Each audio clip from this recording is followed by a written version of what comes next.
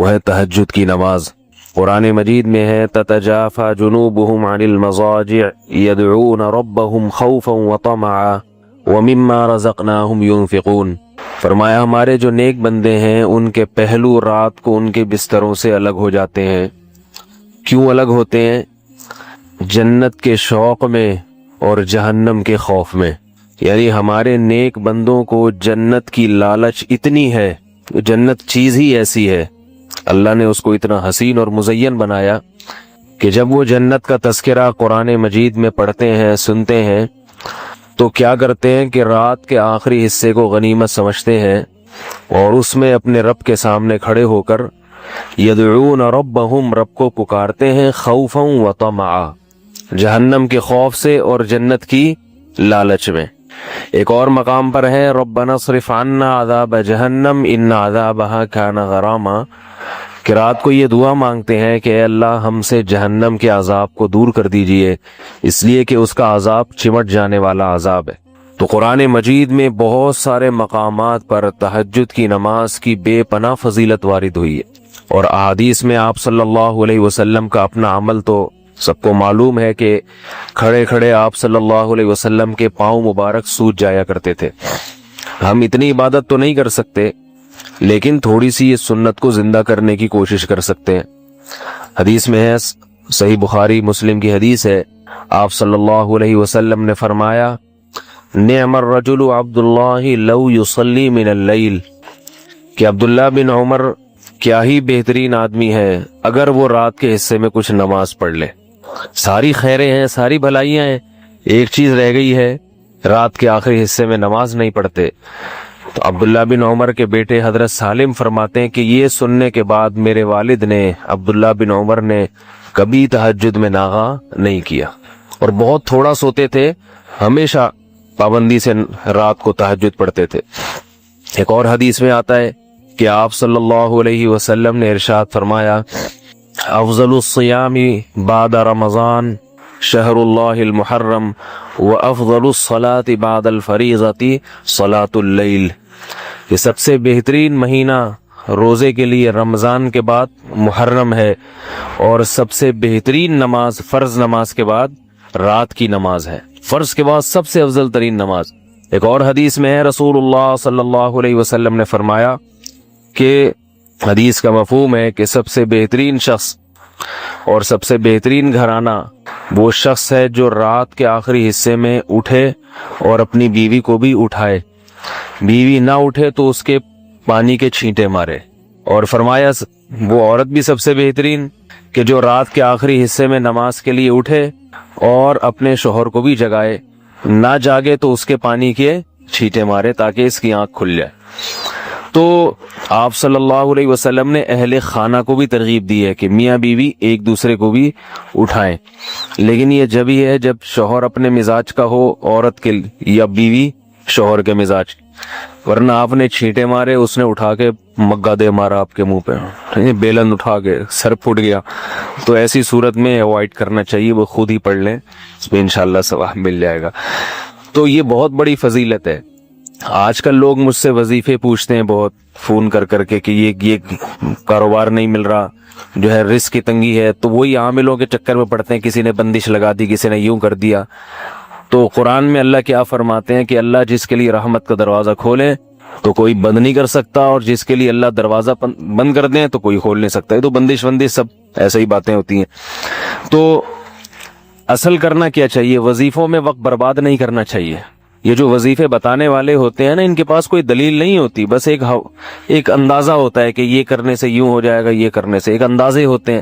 تو لوگوں کے اندازوں پہ اور ان کے اٹکل پہ اپنی صلاحیتوں کو، اپنے وقتوں کو کیوں برباد کر رہے ہیں؟ جو اللہ اس کے رسول نے جس چیز کی اہمیت بتائی ہو، جن وظائف کی یا جن اعمال کی، ان کی طرف توجہ دینی چاہیے۔ تو حدیث میں آتا ہے کہ رات کے آخری حصے میں اللہ آسمان دنیا کی طرف آتے ہیں اور فرماتے ہیں حل من مسترزقین ارزق لا، کوئی ہے مجھ سے رزق مانگنے والا جسے میں رزق دوں؟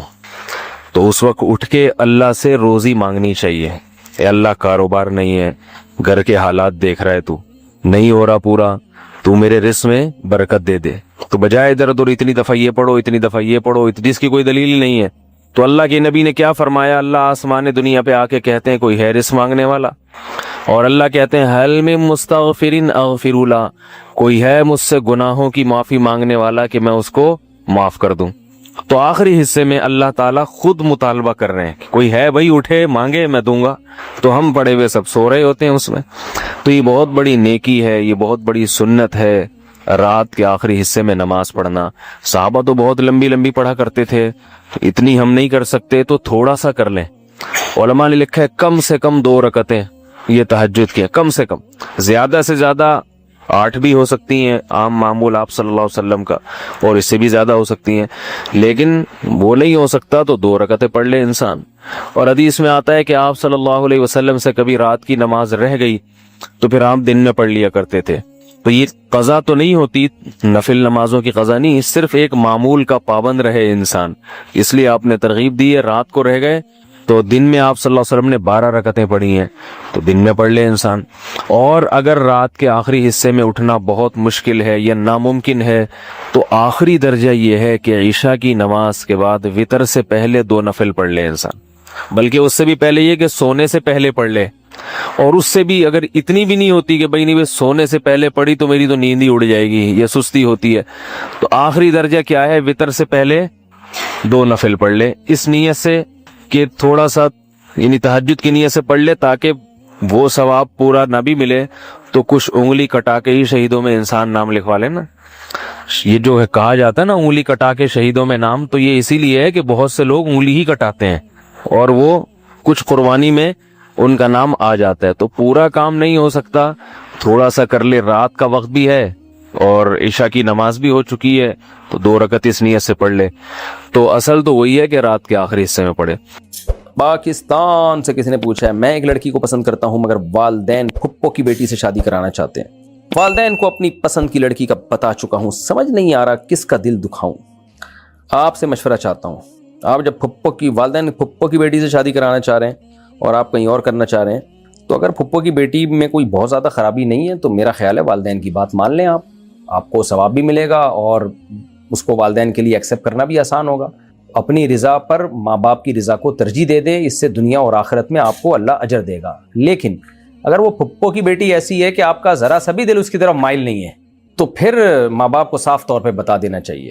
وجہ اس کی یہ ہے کہ پھر ایسی صورت میں ماں باپ کی بات مانیں گے تو بیوی سے محبت نہیں ہوگی, پھر بیوی کو لوگ ستاتے ہیں, پھر وہ اس کو بوجھ سمجھتے ہیں, تو اس اور لڑکی کی زندگی برباد ہوتی ہے.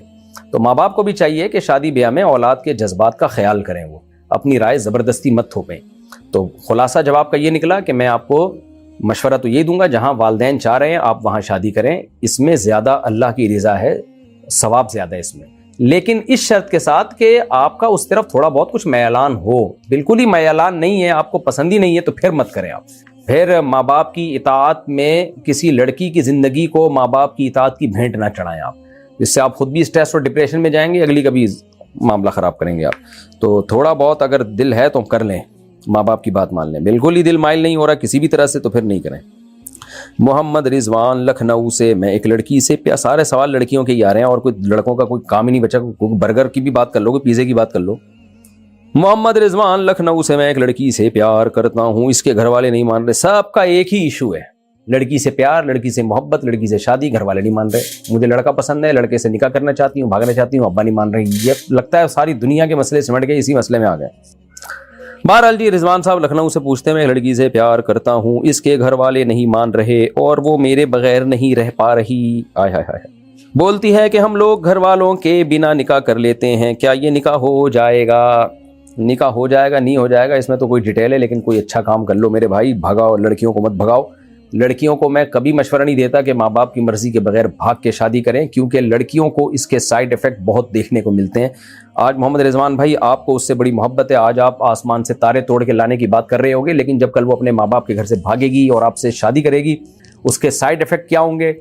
آپ کا دل کل بھر جائے گا. ابھی تو آپ بہت پیارے ہو, آپ بہت اچھا ہو, لکھنؤ کے ہو بھائی, آپ کیسے اچھے نہیں ہوگے؟ لیکن جب ارینج میرج نہیں ہوتی نا, ماں باپ انوالو نہیں ہوتے, تو پھر لڑکی مجبور ہوگی آپ کے ہاتھوں, پیچھے نہ باپ نہ بھائی, کوئی سپورٹ کرنے والا نہیں ہوگا. اس کے بعد آپ کو بورنگ لگنے لگے گی وہ لڑکی. آپ کہو گے یار ساری لڑکیاں ایک ہی جیسی ہوتی ہیں, اب تھوڑا ٹیسٹ چینج ہونا چاہیے. تو یہ کام کر رہے ہوتے ہیں لونڈے لپاڑے, اور لڑکی لٹک جاتی ہے بیچاری. اگر اس پہ ظلم ہوگا تو وہ اپنے باپ سے رابطہ کرے گی, باپ کہے گا ہم سے پوچھ کے تھوڑی تم نے شادی کی, اب جو ہے بھگتو. بھائی سے رابطہ کرے گی, بھائی کہے گا ہمیں بڑا بنایا تھا تم نے. تو لڑکی کی زندگی لٹک جاتی ہے. تو محمد رضوان بھائی آپ بہت پیارے ہیں, آپ بہت اچھے ہیں, لیکن میں کسی لڑکی کو وہی مشورہ دوں گا جو میں اپنی بیٹی کے لیے, اپنی بہن کے لیے پسند کروں گا. کیوں؟ مجھے پتا ہے کہ لڑکیوں کی زندگی اس طرح سے برباد ہوتی ہے. تو ہاں, لڑکی کے لیے بھاگنا ایک صورت میں جائز ہے کہ باپ بہت ظالم ہو, بھائی بہت ظالم ہو, وہ رشتہ کر ہی نہیں رہے ہوں, لڑکی کی عمر نکلتی جا رہی ہے. بعض گھر ایسے بھی ہوتے ہیں ان کو کوئی دلچسپی نہیں ہے. اگر ایسی سچویشن ہے پھر تو ظاہر ہے اپنی زندگی تباہ نہیں کی جائے, کورٹ میرج کریں جا کے. لیکن نارمل روٹین میں, نارمل خاندانوں میں لڑکی کو اس کا مشورہ نہیں دیا جا سکتا, کیونکہ آگے لڑکے کا یقین نہیں ہوتا کہ وہ اس کو رکھ پائے گا کہ نہیں رکھ پائے گا. آگے اس کی زندگی کو لٹکا کے عذاب بنا کے رکھ دیتا ہے. وہ بہت بڑے مسائل کھڑے ہو جاتے ہیں, اور باپ اور بھائیوں کے دلوں پہ ویسے ہی آرے چل رہے ہوتے ہیں. تو لیکن باپ اور بھائی کو بھی تو چاہیے نا کمبختوں کو کہ تمہاری بیٹی کسی کو پسند کر رہی ہے تو اس کو کر دو نا. تمہیں موت کیوں آ رہی ہے؟ یہ مجھے پھر غصہ آنے لگتا ہے ایسی باتوں میں. تمہیں موت کیوں آ رہی ہے ہاں کرتے ہوئے؟ تو برا کام کیا ہے کیا اس نے؟ حلال کی طرف جا رہی ہے, وہ تم سے ریکویسٹ کر رہی ہے کر دو. تو لڑکا چرس تو نہیں پیتا نا, کوئی ہیروئن تو نہیں پیتا نا, تو تمہیں کیوں, تم خود لڑکیوں کو گھر سے بھگانے کا موقع فراہم کر رہے ہو, پھر روتے پیٹتے ہیں ساری زندگی بھاگ گئی. تو باپ کو چاہیے, بھائی کو چاہیے, اپنی بہنوں کو, اپنی بیٹیوں کو اتھارٹی دیں کہ بھائی تمہیں کوئی پسند آئے نا ہمیں بتا دینا, ہم اس پہ ناراض نہیں ہوں گے, ہم تمہیں پورا سپورٹ کریں گے. یہ پہلے سے بتا دو لڑکی جب بالغ ہو کہ بیٹا تمہیں کوئی پسند آئے نا ادھر ادھر نہیں بکواس کرنا, جا کے لوگوں سے, اپنی سہیلیوں سے شیئر نہیں کرنا, ہمیں آ کے بتانا. یہ اپنی ماں کو بتا دینا, اور ماں کو بتا دے, مجھے بتا دینا. میں دیکھوں گا وہ لڑکے میں کوئی بڑا فالٹ نہیں ہوگا. پورا سیدھا دنیا میں کوئی نہیں ہوتا ہے, پہلے بتا دوں آپ کو میں, آپ خود کون سا پورے سیدھے ہیں. تو پورا صحیح دنیا میں کوئی نہیں ہوتا. بس یہ بتا دینا کوئی چرس تو نہیں پیتا, ہیروئن تو نہیں پیتا, کوئی شریف آدمی ہے, رکھ پائے گا, تو چلو ٹھیک ہے بیٹا تمہاری پسند ہے, کوئی بات نہیں. تو سارا آوے کا بھائی بگڑا بھائی, کیا کریں ابھی. خالد صاحب کہتے ہیں مفتی صاحب میں سعودیہ میں کام کرتا ہوں, میری بیوی انڈیا میں رہتی ہے, میں بہت پریشانی میں ہوں, ہمارے ازدواجی تعلقات میں دراڑ پڑی ہوئی ہے, وہ میری کوئی بات بھی نہیں سنتی. دیکھو مسائل سے کیا پتہ چل رہا ہے, کچھ کی ہو نہیں رہی ہے, جن کی ہو گئی ہے ان کے یہ مسئلے ہیں. ازدواجی تعلقات میں دراڑ پڑی ہوئی ہے, وہ میری کوئی بھی بات نہیں سنتی, دبان درازی بہت کرتی رہتی ہے. میں نے کئی دفعہ اس کو سمجھانے کی کوشش کی لیکن وہ نہیں سمجھتی ہے. میں اسے مہینوں باتیں کرنا چھوڑ دیتا ہوں لیکن اس پر کوئی فرق نہیں پڑتا. میری اس سے کسی بات پر بحث ہوئی, میں ناراض ہو گیا, میں نے اس سے بات کرنا بھی چھوڑ دی. 3 مہینے سے زیادہ ہو گئے لیکن اس اللہ کی بندی کو اس پر کوئی افسوس نہیں ہوا. اس نے مجھ سے باتیں کرنے کی کوشش بھی نہیں کی. رمضان آیا, عید آئی اور چلی گئی, اس پہ کوئی فرق نہیں پڑا. میں اپنی ذمہ داریاں نبھاتا رہا, اس کا اور بچوں کا خیال رکھتا تھا. آج 3 ماہ بعد میں نے اسے کال کی, وہ پھر مجھ سے جھگڑنے لگی اور اسے اپنی غلطی کا احساس نہیں ہوا. یہاں تک کہ میں نے اس سے کہا وہ مجھ سے الگ ہو جائے, لیکن اس نے کہا وہ نہیں ہوگی, اور کہا تم جیسے بھی رہنا چاہتے ہو رہو, اس سے کوئی فرق نہیں پڑتا. کہا کہ اگر تم دوسری شادی کرنا چاہتے ہو تو شوق سے کرو, لیکن وہ مجھ سے الگ نہیں ہونا چاہتی. بس اس معاملے میری اسلامی نقطہ نظر سے رہنمائی فرمائے, مجھے بتائیں کہ میں کیا کروں. بھائی بات یہ ہے کہ جو 2 طرفہ بیان سنے بغیر مشورہ کسی کو نہیں دیا جا سکتا. باقی شریعت نے آپ کو یہ رائٹ دیا ہے کہ اگر وہ نہیں رہنا چاہتی, یعنی وہ طلاق نہیں لینا چاہتی مگر آپ کے حقوق بھی ادا نہیں کرنا چاہتی, تو آپ کے پاس آپشن ہے, آپ ڈیورس بھی دے سکتے ہیں, چھوڑ سکتے ہیں اس کو, کہیں اور شادی کر لیں. اور یہ بھی کر سکتے ہیں کہ قرآن میں اللہ نے کہا کہ وَإِنِ امْرَأَةٌ خَافَتْ مِنْ بَعْلِهَا نُشُوزًا أَوْ إِعْرَاضًا فَلَا جُنَاحَ عَلَيْهِمَا أَن يُصْلِحَا بَيْنَهُمَا صُلْحًا. یہ آیت تو نازل شوہر کے بارے میں ہوئی ہے, لیکن بیوی پر بھی اس کا اطلاق ہوتا ہے کہ اگر آپ بیوی حقوق ادا نہیں کرنا چاہ رہی تو آپ اس سے کہہ دیں بھائی ٹھیک ہے تم ڈیورس میں تمہیں دینا چاہتا ہوں, اور اگر تم رہنا چاہتی ہو تو پھر ٹھیک ہے رہ لو, تو پھر میں ایک اور شادی کر رہا ہوں, تم اپنے لائف انجوائے کرو, ہم طلاق کے بغیر بس ایسے ہی رہ لیتے ہیں. تو وہ آپ کو اللہ نے پورا اختیار دیا ہے, آپ ڈیورس دینا چاہیں ڈیورس دے سکتے ہیں, بچوں کی خاطر اس کو رکھنا چاہیں, خرچہ پانی دینا چاہیں خرچہ پانی دے سکتے ہیں. اور اگر آپ کہتے ہیں کہ بھائی میں خرچہ نہیں دوں گا تمہیں چونکہ میرے حقوق ادا نہیں کر رہی ہو, تو اور تم طلاق لینا چاہتی ہو تو چھوڑ دوں گا میں تمہیں, تو پھر بھی نہیں کسی بات, تو آپ خرچہ بھی روک سکتے ہیں. تو یہ آپس کی میوچل انڈرسٹینڈنگ سے آپ جو مرضی طے کر لیں, سب طرح جائز ہے. پہلی کوشش تو یہی کریں کہ تمیز سے محبت سے رہیں دونوں. نہیں رہنا چاہ رہی وہ نہیں, یا آپ دونوں میں سے کسی ایک کے ساتھ کوئی مسئلہ ہے, تو پھر جس چیز پہ بھی ایگری ہو جائیں شریعت میں اجازت ہے. تو کہ بھائی ایک گھر میں ہم رہ لیں گے, بس منہ نہیں دیکھیں گے ایک دوسرے کا, ٹھیک ہے چلو, یہ بھی ہر طرح سے آپ سلوک کر کے رہ سکتے ہیں, آپ کو شریعت نے اجازت دی ہے. لیکن عورت گنہگار ہوگی اگر وہ شوہر کی اطاعت نہیں کر رہی, یہ خوب سمجھ لیں. اس پر لازم ہے کہ جب شوہر کے بیسک حقوق شوہر سے لے رہی ہے تو اس پر شوہر کی اطاعت کرنا لازم ہے. اگر وہ تو آخرت کے لحاظ سے تو برباد کر رہی ہے اپنے آپ کو, لیکن ایک اصول سامنے رکھ کر آپ فیصلہ کریں کہ بڑی مصیبت سے بچنے کے لیے چھوٹی مصیبت کو اختیار کیا جاتا ہے. تو بڑی مصیبت طلاق ہے, چھوٹی مصیبت یہ ہے کہ بغیر طلاق کے رہتے رہو. اور اگر آپ سمجھتے ہیں نہیں جی بغیر طلاق کے رہنا زیادہ بڑی مصیبت ہے, طلاق چھوٹی مصیبت ہے, تو پھر طلاق کا فیصلہ کیا جائے. تو یہ فیصلہ آپ خود کریں گے کہ بڑی مصیبت کیا ہے, چھوٹی مصیبت کیا ہے. تو کون سی مصیبت کو برداشت کرنا ہے, کون سی کو برداشت نہیں کرنا, یہ فیصلہ اٹس اپ ٹو یو, یہ آپ پر ہے. انگلش میں سمجھا دیں بیگم کو, انشاءاللہ سمجھ میں آ جائے گا. ثاقب صاحب کراچی سے, بچپن میں گھر والے زیادہ پیسے نہیں دیتے تھے, ہم دوست ساتھ گھومنے جایا کرتے تھے, واپسی پر ٹیکسی سے اتر کر پتلی گلی سے بھاگ جاتے تھے. کتنے اچھے تھے, عجیب. تقریباً 72 ٹیکسیوں سے بھاگ چکے ہیں. یار انسان کے بچے بنو یار. ثاقب بھائی کراچی سے بات کر رہے ہو. آج ان غریب ٹیکسی والوں کا کچھ معلوم نہیں. کیا اس کا کفارہ ایسے ادا کر سکتے ہیں کہ میں نے اپنے دوست کو پیسے ادھار دیے تھے, اس بیچارے کے معاشی حالات اس قابل نہیں کہ وہ رقم واپس ادا کر دے, کیا وہ معاف کر کے ان ٹیکسی والوں کی طرف سے صدقہ کرنا ٹھیک ہے؟ ہاں وہ ٹھیک ہے, اس طرح سے صدقہ کر سکتے ہیں آپ. دل میں نیت کر لیں کہ یہ ٹیکسی والوں کی طرف سے ہے. اب ٹیکسی والا تو مل نہیں رہا آپ کو. 75-72 ٹیکسیاں ماشاء اللہ, تھوڑی بھی نہیں یار, گن کے بھی رکھی ہوئی. اب 72. ثاقب بھائی کبھی ملیں اتوار کو آپ اثر میں نا, تو مجھے بتائیے گا, میں وہی ہوں.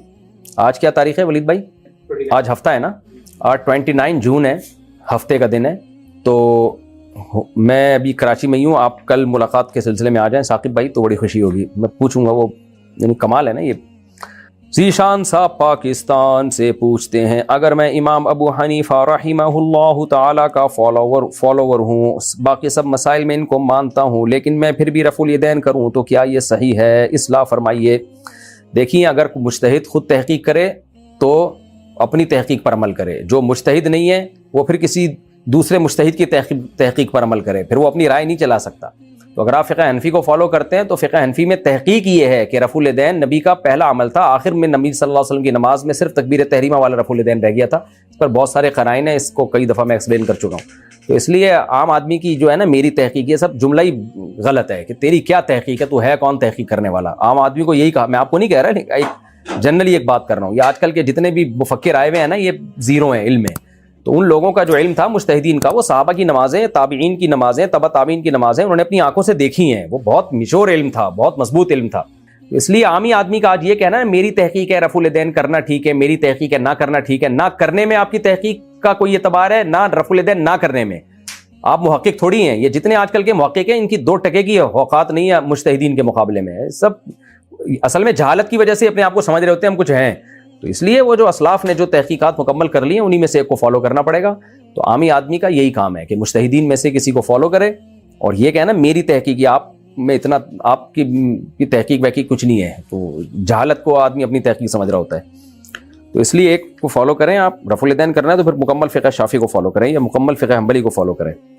باقی اگر کوئی حنفی بھی رفع الیدین کر لے تو کوئی قیامت نہیں آ جائے گی, اس سے کچھ بھی نہیں ہوتا. کوئی کر لے تو کر لے, تو اس میں کوئی امام حنیفہ نے کوئی پابندی بھی نہیں لگائی اور لگا بھی نہیں سکتے تھے, کیونکہ بہرحال حدیث سے ثابت ہے نبی نے کیا ہے.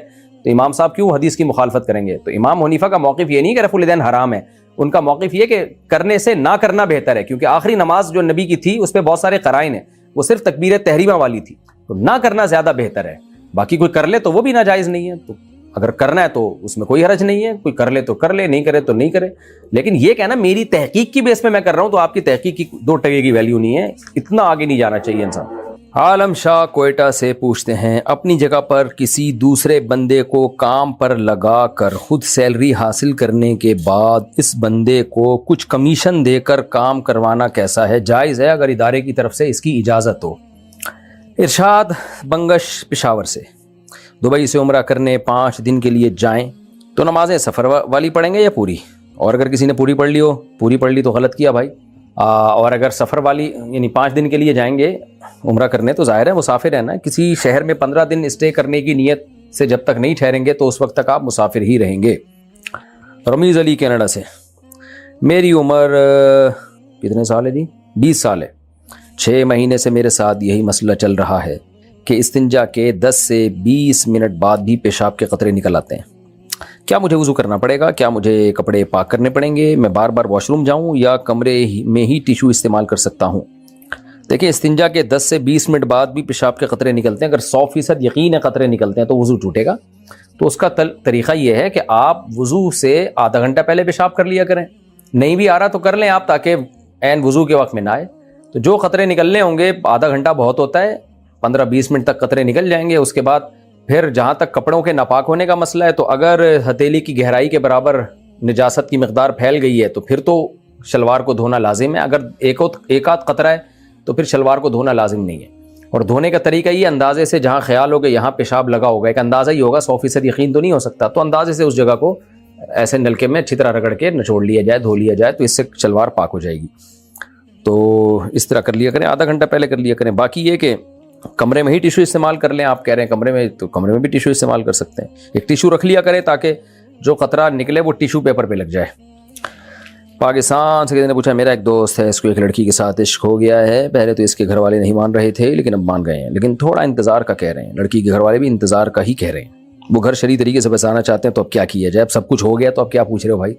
وہ بھی راضی, یہ بھی راضی, تھوڑا انتظار کا کہہ رہے ہیں تو کر لو. تھوڑا انتظار کو بھاگی جا رہی ہے کیا؟ جب راضی نہیں ہوتے تو سر پیٹتے ہیں. اب جب راضی ہو گئے ہیں ماں باپ تو خوش بھی مناؤ, اس پہ اللہ کا شکر ادا کرو. تھوڑا بہت انتظار کا کہہ رہے ہیں, انتظار کر لو.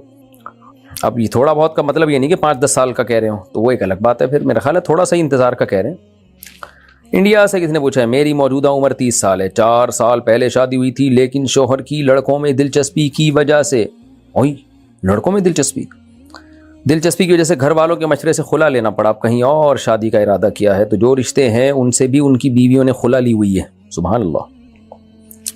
اور جو کنوارے ہیں وہ باصلاحیت نہیں ہیں. ایک صاحب دوسری شادی کرنا چاہتے ہیں, کنسٹرکشن کا بزنس ہے, ان کی بیوی بھی راضی ہے, بچوں کو شاید معلوم نہیں, عمر 60 سال ہے لیکن حشاش بشاش ہیں. میرے گھر والے عمر کی وجہ سے فکر مند ہیں, تو کیا مجھے ان سے شادی کرنی چاہیے؟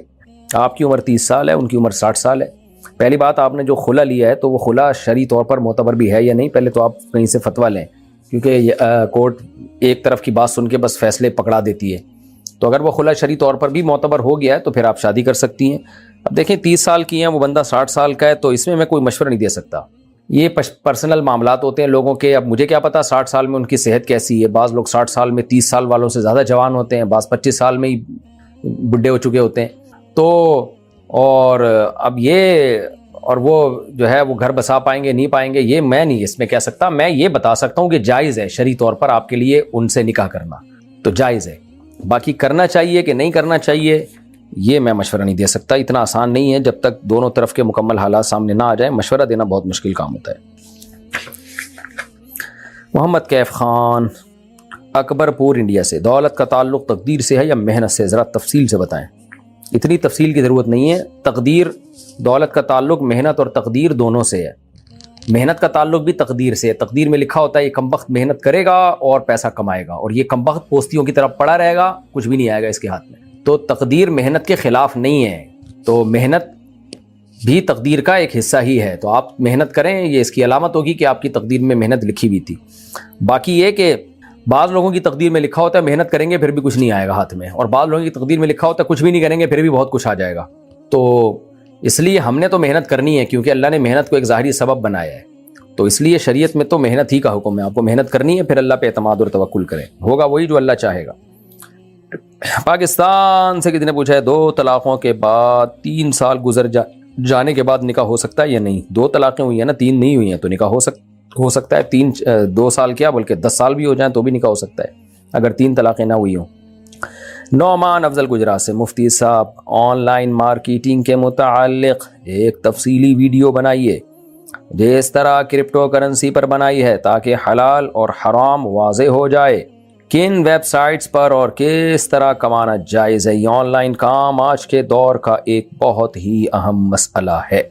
کرپٹو کرنسی پر کئی بار میں بات کر چکا ہوں, احتیاط کے خلاف ہے, اسے اوائڈ کریں. باقی بھائی جیسے نارملی بزنس جائز ہے, آن لائن بھی اسی طرح سے جائز ہے. ایک چیز آپ اپنے قبضے میں لے کے بیچیں, یا 2 پارٹیوں کے درمیان وکیل بنیں, یا خود قبضے میں نہ لیں, اپنے کسی وکیل کے قبضے میں لے کے آگے اس کو فروخت کروائیں.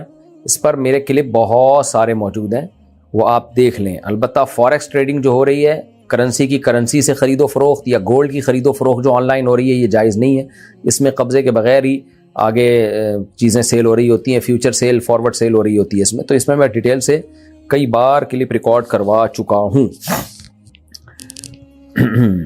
طارق صاحب پشاور سے, میرے ماں باپ نے میرا رشتہ زبردستی میرے کزن سے طے کر دیا ہے, مگر اب وہ مجھے پسند نہیں ہے.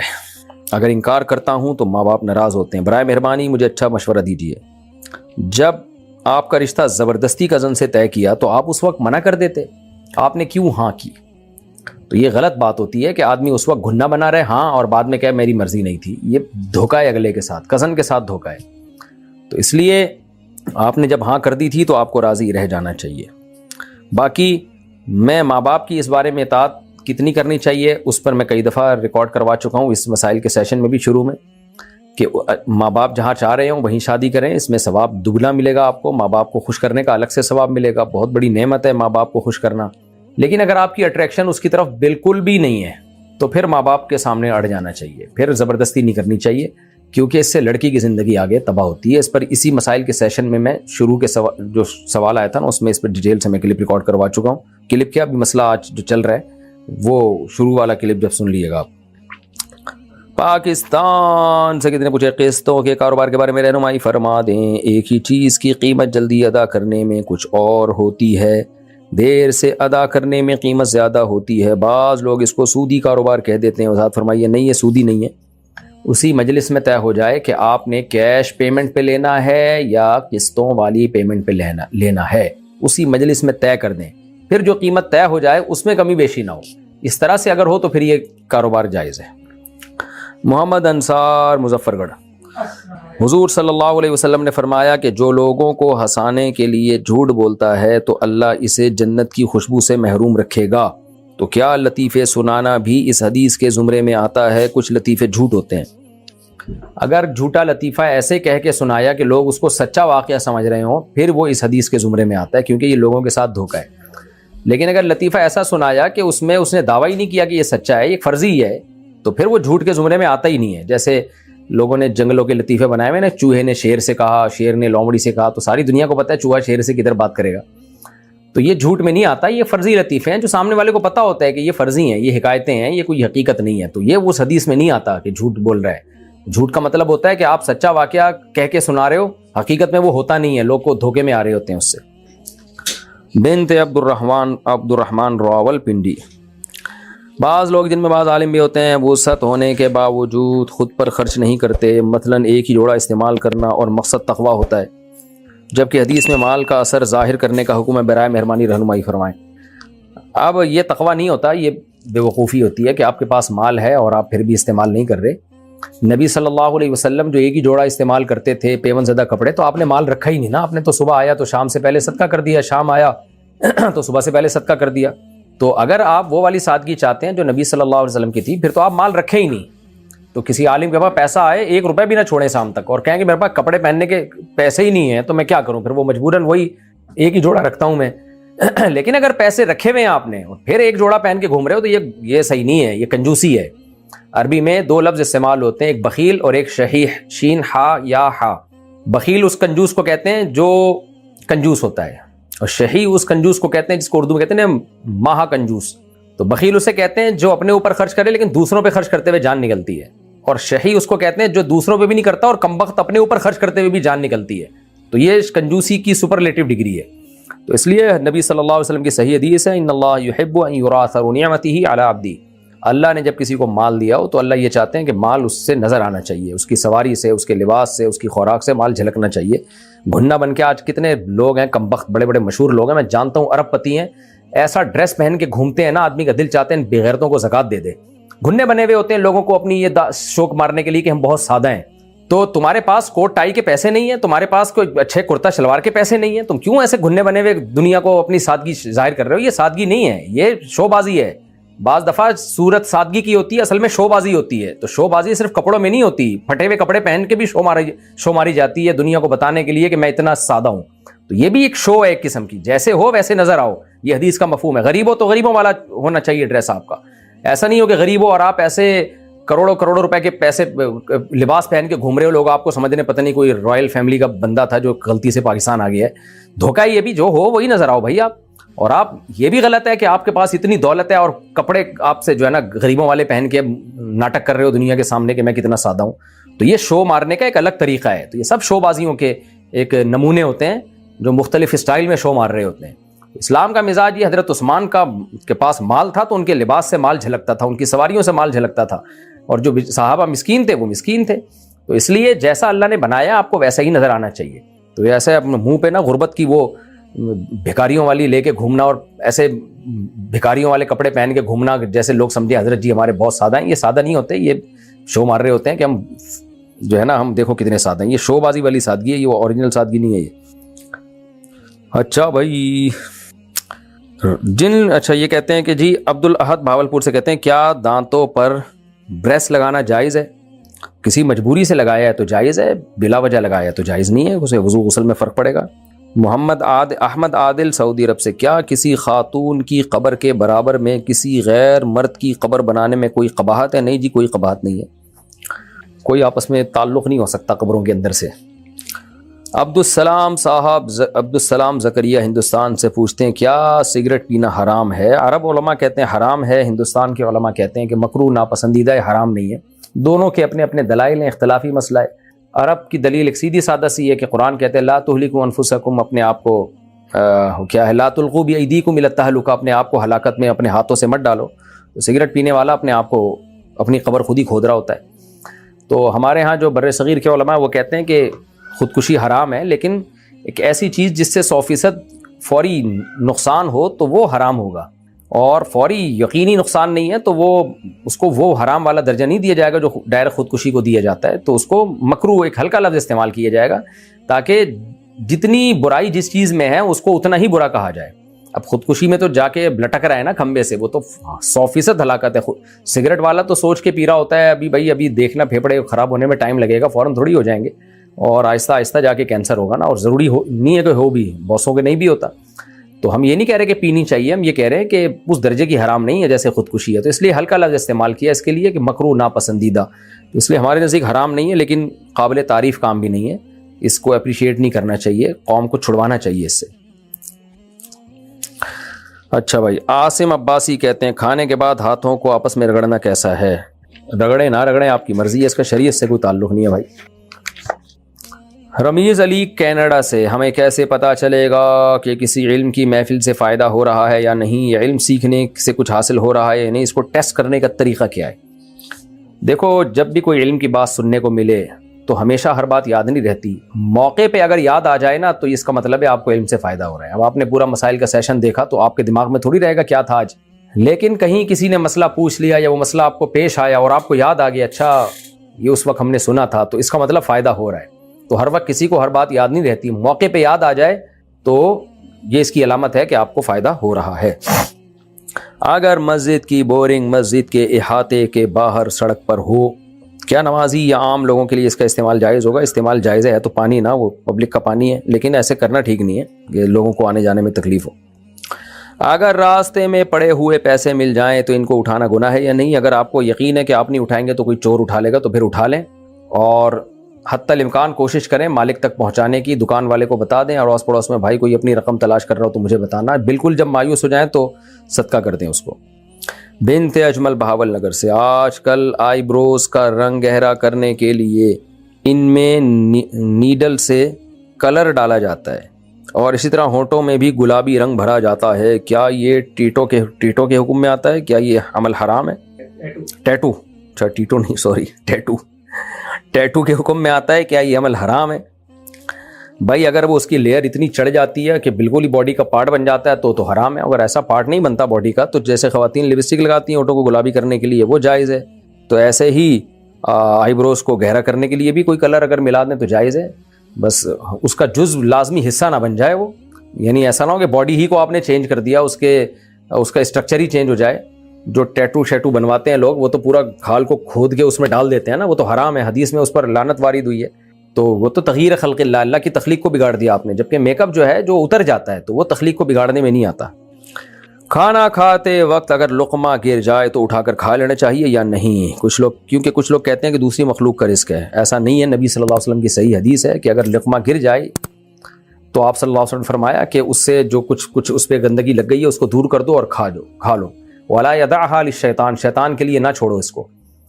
نبی صلی اللہ علیہ وسلم کے ایک صحابی روم یا فارس کے بادشاہ کے محل میں تھے, دسترخوان لگا ہوا تھا, تو صحابی رسول سے جو ہے نا لقمہ دسترخوان پہ گر گیا تو وہ اٹھا کے کھانے لگے. تو کسی نے کہا کہ آپ یہ نہ کریں, یہ لوگ اس کو بہت برا سمجھتے ہیں, یہ بڑے رائل فیملی کے لوگ ہیں, ان کی نظر میں یہ حرکت بہت بری ہے. تو ان صحابی نے کہا کہ ہم ان احمقوں اور بیوقوفوں کی وجہ سے اپنے پیغمبر کا طریقہ نہیں چھوڑ سکتے, اور اٹھا کے کھا لیا انہوں نے. تو یہ رزق ہے, یہ تکبر ہے کہ لقمہ گر جائے تو آپ نہ کھائیں. البتہ لقمہ ایسی جگہ پہ گرا جہاں لوگوں کے پاؤں آ رہے ہیں, گندگی نجاست لگی ہوئی ہے, اور اس کو پھر گیلا لقمہ تھا, اس کو صاف کرنا بھی ممکن نہیں ہے, تو پھر اس سے کوئی نہ کھائے تو اچھی بات ہے. لیکن عام دسترخوان پہ جب لقمہ گرتا ہے جہاں کوئی اس طرح کی گندگی نہیں ہے اور تھوڑی بہت لگ بھی جائے تو اس کو انگلی سے صاف بھی کیا جا سکتا ہو, تو پھر ایسے لقمے کو کھا لینا چاہیے. اسے چھوڑ دینا یہ تکبر ہے, اور اللہ کو تکبر پسند نہیں ہے. اچھا بھائی, میری بیوی شادی کے 10 دن بعد اپنے گھر جا کر بیٹھ گئی تھی. وہ کہتی ہے کہ اپنا کھانا وغیرہ خود بناؤ, اور کہتی ہے کہ ہمارا دین کہتا ہے. وہ اور اس کا باپ کہتے ہیں کہ شوہر کے لیے کھانا اور چائے وغیرہ بنانا غلامی ہے. برائے مہربانی دینی لحاظ سے بتائیں کہ کیا یہ بات درست ہے. تو آپ ان سے کہیں کہ بیوی کے لیے کما کے لانا خانسامہ پن ہے. تو بیوی پر لازم ہے کہ شوہر کی گھر میں خدمت کرے, وہ شوہر پر لازم ہے کہ باہر کے کام کرے, وہ بھی تو خدمت ہی ہے نا ایک طرح کی. تو بیوی پر لازم ہے گھر کے کام کرے, تو آپ بھی تو باہر کے کام کرتے ہوں گے. البتہ اگر آپ کی بیوی ایسے خاندان سے ہے کہ ان کے گھر میں عورتیں کچھ کرتی نہیں ہیں, سارے کام نوکر چاکر کرتے ہیں, تو پھر تو بیوی کا مطالبہ ٹھیک ہے. وہ کہے کہ میں بڑے لینڈ لارڈ گھرانے سے آئی ہوں اور رائل فیملی سے میرا تعلق ہے, ہم لوگوں نے کبھی اپنے گھر میں چائے بنائی نہیں, ہمارے سارے کام نوکر چاکر کرتے ہیں, تو میں یہ کام نہیں کروں گی, آپ نوکر رکھیں.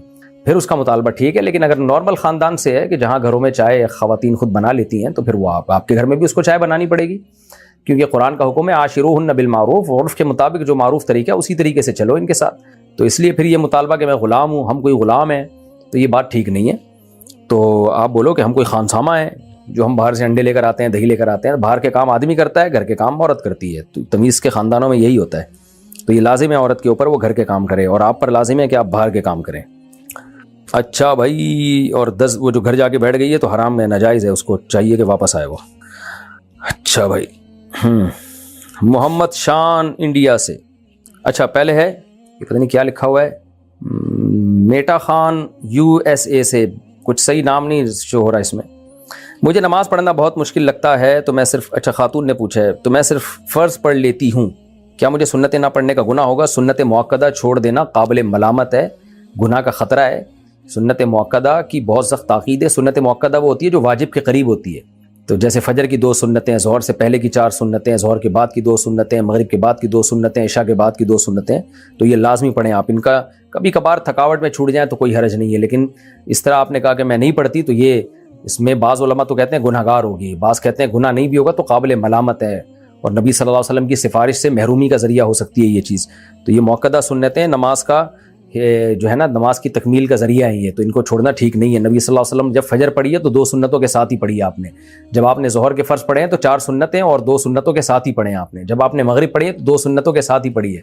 تو اس معنی میں یہ گویا ایک طرح سے نماز کا حصہ بن گئی ہے کہ انہی کے ساتھ, تبھی جہاں فرض نہیں ہوگا تو وہاں سنت نہیں ہوگی. اب ایسا نہیں ہو سکتا کہ کوئی فجر کی 2 سنتیں پڑھ لے اور فرض نہ پڑھے, جہاں اور جب فرض پڑھنے ہیں تو ہی 2 سنتیں ہیں, تو پتہ چلا یہ اس کے تابع ہیں سنتیں.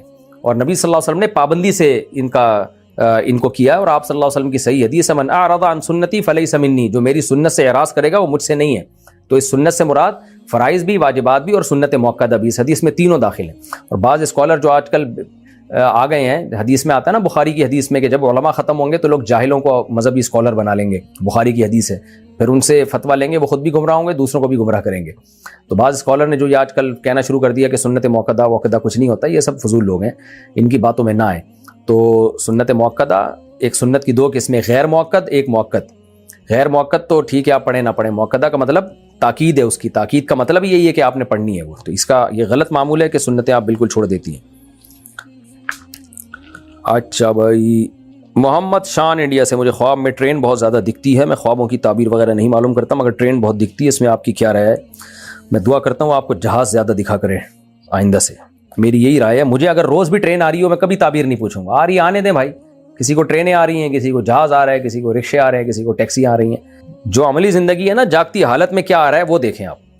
اگر وہاں جاگتی حالت میں بھی ٹرینیں گزر رہی ہیں تو بھی ٹھیک ہے, گزرتی ہیں, ٹرینوں کا تو کام ہے گزرنا.